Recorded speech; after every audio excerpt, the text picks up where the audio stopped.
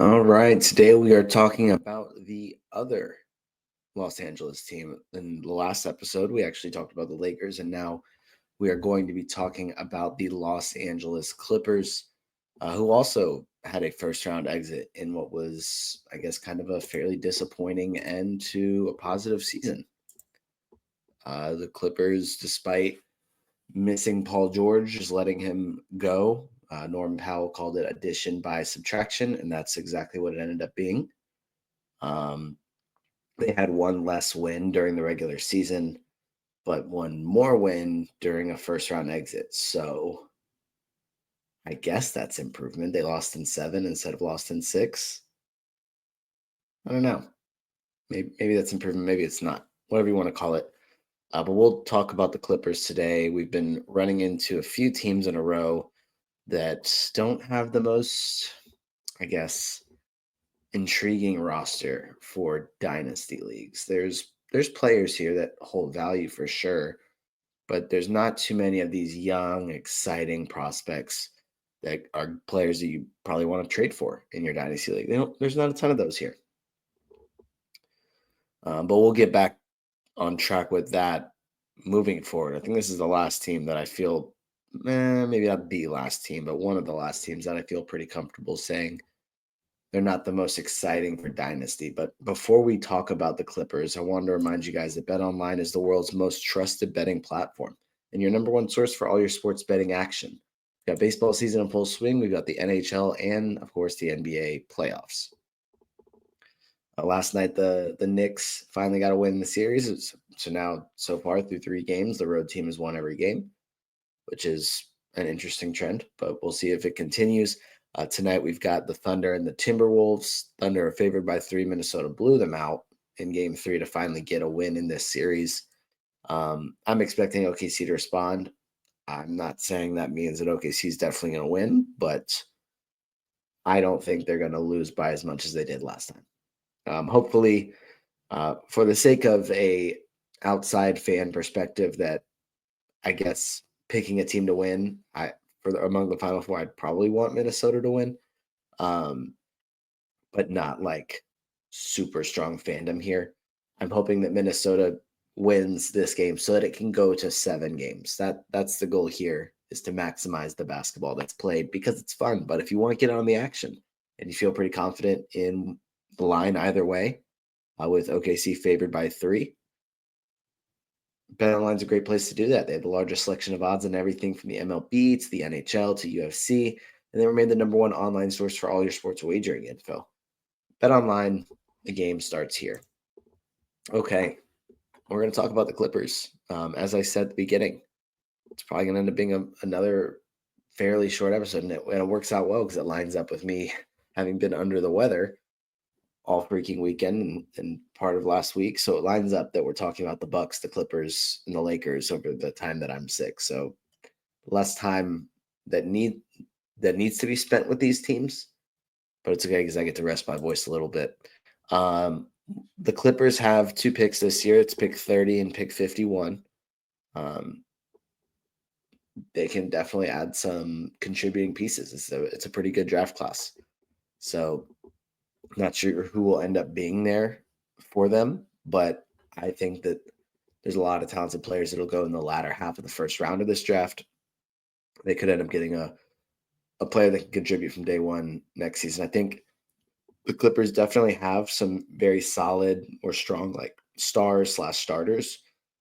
But the question to me for a while now has been, what's the next step? Is because not I'm not an advocate for the 2 timeline thing in real life.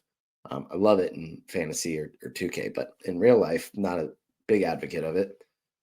But I think you always at least need 1 or 2 players developing, even on a win now team. You need 19, 20, 21, 22-year-olds around to learn from the players that are competing at a high level. So they have a few guys there, but nobody that's been able to contribute and play legitimate minutes. But they might be able to add something in this draft. As far as their future picks, yikes, it's not ideal. As I'm saying this, I have the Lakers pulled up, but it's still not ideal. for the Clippers. They have their own, so they have no first round pick in 2026. They have the 2027, 2029 swaps. They don't have their own first in 2028. And when I say swaps, it's gonna be least favorable for them. It's not ideal. So the next time they have full control over their own first round pick is 2030. Well, at that time, let's pull up the ages for how old Kawhi Leonard will be at that time. The start of let's see, for the 2030 draft, that'll be 5 years from now. Kawhi will be set to turn 39. And I believe not Paul George, James Harden will be 40. So if they're still playing, they may not even be in Clipper uniforms. So there's going to be a couple of years where some team gets a very, very good draft pick from the Clippers. It's either going to be, it looks like it could be Philly, it could be OKC, it could be Denver. We'll see how all these things play out. It's going to depend a lot on the standings, but all that to be said, the Clippers will get swaps in 27 and 29, probably late swaps. So they'll be able to add first round players there. But that's really it. And there's, like, as I said, not a ton of young, upside, exciting players on this team. As far as who they have under contract for next year, James Harden has a player option. Nick Batum has a player option. He said in an interview, I forgot what the podcast was. It wasn't. Maybe it was a French show, but I don't remember the name of it. That next year is probably going to be his last year. I think it makes sense to pick up the player option and stay with the Clippers, play one more season. We'll see if that's what he ends up doing. Amir Kofi, unrestricted free agent. Patty Mills, unrestricted. Ben Simmons, unrestricted. Not changing too much there. Jordan Miller and Trenton Flowers are two of the younger upside guys, but they're both restricted free agents. And yeah, then they have pretty much everybody else under contract. So they have pieces to compete. I don't think that many people are going to look at this team as a championship roster. I don't think that they're there. But I think before this season, a lot of people looked at them as not even a playoff roster. I think just simply pulling Paul George out of the equation made a lot of people say, this team might be a play-in team. But to their credit, they lost in 7 to Denver in the first round, avoided the play-in altogether, 50-win team. So, yeah, pretty solid. I think it's the coaching, it's the stars that they have. There's a lot to be optimistic about with this Clippers team, even if on paper they don't look as good as they ended up being. So I guess it is encouraging that they were able to have success despite that, and despite missing Kawhi Leonard for most of the season. He didn't start playing until January. So there's reason to be optimistic about this Clippers team moving forward, but there's definitely a timeline on them. I'm not expecting drastic changes this offseason. Could it happen? Sure. But they're not in a position to rebuild. So what's the move that you're going to make? I don't really see a path here to drastically alter this roster in a way that makes sense. So Kawhi Leonard is definitely, I don't even want to say definitely, but I would say he's the franchise player right now. Hard to be, I guess, super invested in him as a quote unquote franchise player with the amount of time that he has missed fairly consistently. But to his credit, once he debuted in January, he was pretty available down the stretch, and he even played in, I think just one, but played in a back-to-back. Played 24 and 25 minutes, and then because they blew Dallas out of the water, both of them, but played in 2 back-to-backs in April. or played in a back-to-back, played in both legs of them. Now, I'm not expecting him to play in back-to-backs all next season, but I think it's a sign that he's going into the offseason healthy, and I think that's really big for him um, because of the amount of injuries he's dealt with recently, and then obviously missing time down the stretch of last season, and then trying to play in the playoffs, and then end up not debuting until January because of it. So hopefully he's able to just have a healthy year next year. Sure, maybe he doesn't play back to backs, still misses a couple other games here and there, plays 60 games. I think that's a pretty fair, realistic expectation. But if we look at last season, he played 68 games. So it's not impossible for him. And when he's on the floor, obviously he's incredible in fantasy basketball. Very well-rounded skill set this past season. Now, granted, he was on a pretty strict minutes restriction early on, so these numbers are deflated. But 21.5 points, 5.9 rebounds, 3.1 assists, 1.6 steals, 2.1 threes. Shot below 50% from the floor after shooting above 50% 3 years in a row. Free throw percentage was slightly down at 81%. I mean, we can blame that production drop on a number of things, including the not starting playing until midseason. Everyone else in midseason form by the time he makes his debut. Minutes restriction early on. Played basketball in 9 months. Like age too. Could we give him a little bit of a that to be a factor as well?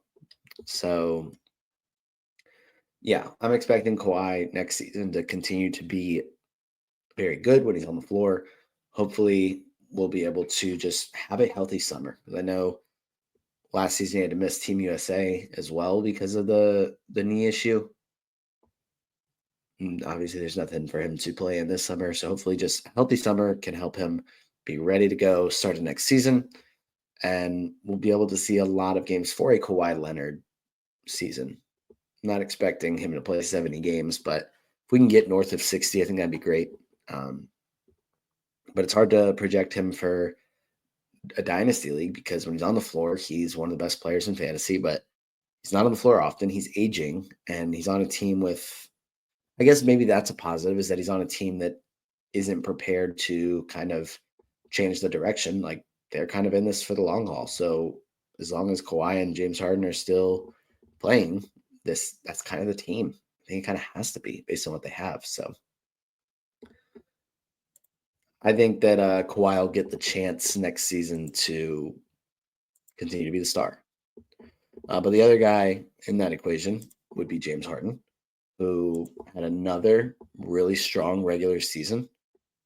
But he didn't play well in the postseason again, which you can talk about legacy or whatever else you want to talk about for basketball. But thankfully for fantasy, we play in the regular season, which is why James Harden is Hall of Famer in fantasy.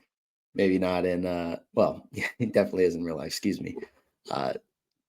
But not the same type of player, the same type of dominance that he had in or has had in fantasy basketball, but kind of a I don't know, subpar first season with the Clippers last year. Still was great for fantasy, but was much better this year.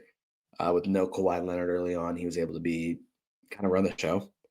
22.8 points per game were his highest since his first season with the Nets, which was small sample size, only 36 games, but it was after he got traded from Houston.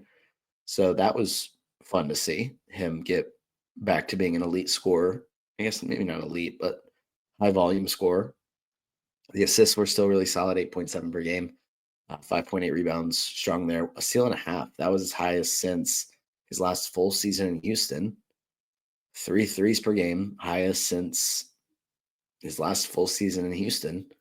Or you can look at the little 8-game, 10-game stretch he had with the Rockets when he was trying to get traded, and then finally got traded to Brooklyn. Yet 3.1 per game in that small sample size. But as far as like a full season, got to go back to 2019-2020 season when he hit 4.4 per game.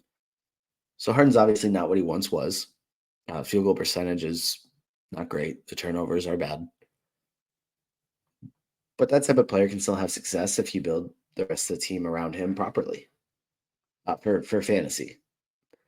And, any sort of playoff struggles, all we need to hope is that leads to extra motivation in the off season, and he can come out and be extra motivated the start of the next regular season.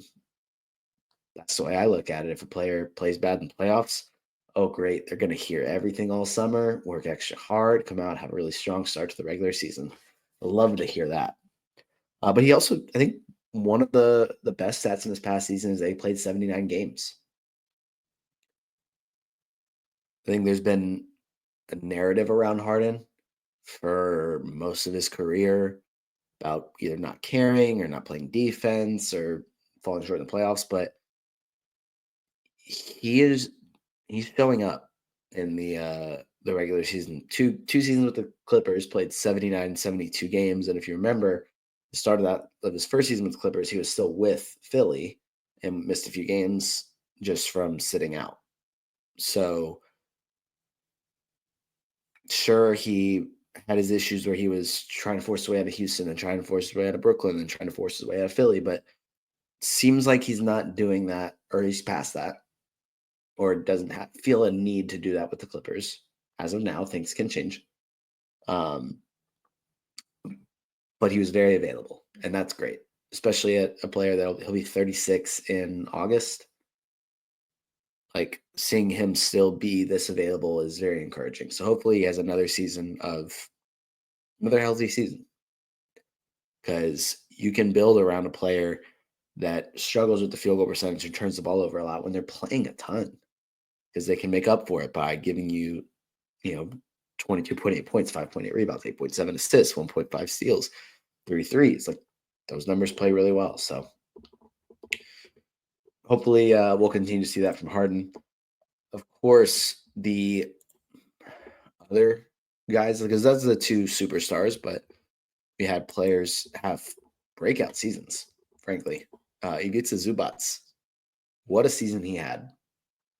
I think had Dyson Daniels not had the leap he had, I think Zubac would have been my favorite for most improved. And I think there is even an argument to be made that he deserved it more than Dyson.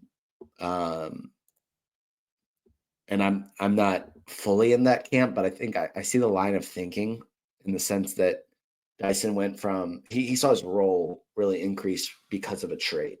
Like, could Dyson have been this good the year before the Pelicans? Like, I don't think so. I think he did genuinely improve. So I think he more than deserving of being the winner of that award. But Zubac just genuinely improved. Like, he saw his minutes go up, and that was a big factor, but just kind of improved in his own situation, which is cool to see. And I think that's why he has a case for the award. Not saying to take the award away from my sweet prince Dyson Daniels, the great barrier thief, but it was very cool to see Zubac have this type of leap. I've been saying it not consistently, but I know I said it like a few years ago that I thought that if Zubac got over 30 minutes per game pretty consistently, he could be a top 100, top 75 player. And not that that's like a dramatically impressive number to reach, but I felt like he was always being limited by Tyronn Lue. So it was very cool to see it finally happen this year, where played 80 games, played 32.8 minutes per game. His previous career high for minutes was 28.5. So, of course, he averaged career high 16.8 points, career high 12.6 rebounds, career high 2.7 assists. 1.1 blocks wasn't a career high, but I think when you see your minutes go up and your fouls go down, his 2.1 fouls per game were his fewest since, let's see, second year in the league when he's with the Lakers playing 9.5 minutes per game. First 2 years, averaged less than 2 fouls per game. Then after that, his fouls were went up. So fouls went down, blocks went down. You can pretty much say Minutes go up, fouls go down, blocks go down. Okay, he's more conscious of the fact that he has to be on the floor for this thing to work. Less aggressive. So the blocks went down 0.1. So it's really not that big of a deal, but the fouls going down was great. Was I think he was all defensive second team. Like, made genuine improvements. 28 years old, so I'm expecting him to have a few more seasons of high level play. I think he's going to probably end up going too early in redraft leagues, but he's going to be very, very successful for at least 3 to 4 more seasons, playing at a very high level. Probably will start to decline after that. I think it's hard at 7'2", 240 to continue to play at just an elite level as he continues to age. But 28 is a young enough age that we can feel pretty confident in him having multiple seasons of high level play ahead of him. Don't really see anything changing with his role. I think that's the one fear I could have is Tyronn Lue saying, yeah, but we know how good he is, but I kind of liked having the minute split at center. So could he go back to that? We can't rule it out. I'm not expecting it. But I guess keep an eye on things this summer, who they potentially sign to play more minutes at center. Because I think just looking at who they had this past season, I'm not like I think the lack of competition for minutes at center is also kind of a factor there for why Tyronn Lue was playing him career high minutes per game. Because there really wasn't another option. Like, end of the season, the other center options were Drew Eubanks and maybe Ben Simmons, or like if you want to do like a small ball lineup with Nick Batum, like not much competition there. So we'll keep an eye on those transactions this summer, see if the Clippers either draft someone at the end of the first round or sign someone in free agency and kind of be a backup, and what type of talent that center would end up being. If it's a clear backup, then I'm not too worried about Zubats getting to 32 minutes per game again. It's a high-level center, and it's like a 28-20 minute split. Not feeling great about it. Not because Zubats is going to regress, but because maybe Tyronn Lue wants him in the 28 to 30 minute range instead of 32, and that results in him taking a slight hit. So we'll see who they're able to, or who they choose to add a backup center this summer. I would be pretty surprised if they didn't add anyone, simply for the fact that I think you do kind of like, I don't know. You have Drew Eubanks, sure. But I think it makes sense to add someone else. The other player that had a breakout season was Norm Powell. I mean, he said at the beginning of the year, before anyone even expected him to have a season the way he did, addition by subtraction. Take out Paul George, Norm Powell goes off, which was cool to see him say that and then back it up. But he definitely hit a wall second half of the season, and part of that was missing time. Part of that was Kawhi Leonard's arrival. But it was still overall a fantastic season for him. 21.8 points was a career high, 3.2 rebounds, 2.1 assists, 1.2 steals, 3 threes. Best season of his career. So that was cool to see. 32 years old. Actually, recording this, his birthday was yesterday. So shout out to Norm Powell. Happy birthday, man. So yeah, he just turned 32. So I'm expecting that production to decline next year, not because of his age, but because if this team is healthy heading into next season. Is he gonna? I mean, even if he continues to start Harden and Kawhi being there the whole season, and Zubats just had this breakout year, I don't think he averages 20 points per game again. I think he can get close, and I don't think his play is going to decline significantly, but I don't think he's going to be prioritized the way he was at the beginning of the season. If we look at his splits, post All-Star, he averaged 14.4 points per game. Pre-All-Star, 24.2 points per game. So I think he can get closer to like 18 or 19, but probably a drop in production from this past season. But he'll still play a significant role. The Clippers are going to continue to try and win games, and having Norm Powell out there definitely helps them to do that. Yeah, the other guys here. Do we even talk about Ben Simmons? Like, he's a free agent. I don't even know what to say because the talent is there. If he plays at a high level or is productive, then he has the skill set to be really strong in fantasy, but I'm not seeing that happening. Bogdan Bogdanovic, solid 3-point shooter, had a poor season. Maybe he bounces back. Derek Jones Jr. is a solid role player.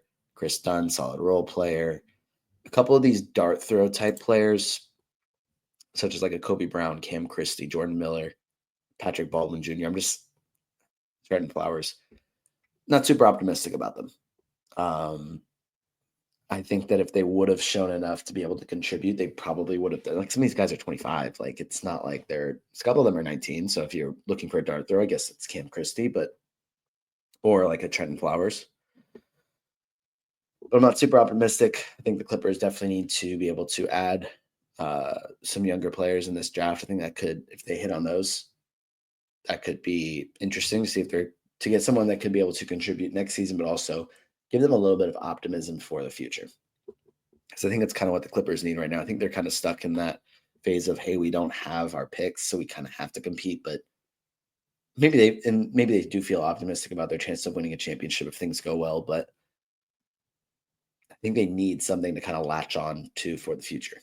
Some sort of player that hopefully they can get in the draft, and then maybe shore up some weaknesses in free agency, such as like a backup center.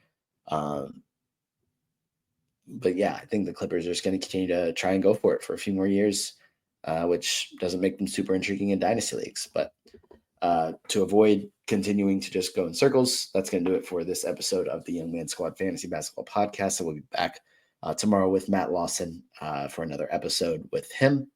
And then we will continue on with some more teams for the rest of this week, starting with the Rockets on Wednesday. If you want to like, comment, subscribe, would appreciate that a lot. If you see this, post it on Twitter. If you can share it, that helps me out, helps stand out, helps us all out a lot. You can follow me on Twitter at NoahRuben22. But I will see you tomorrow.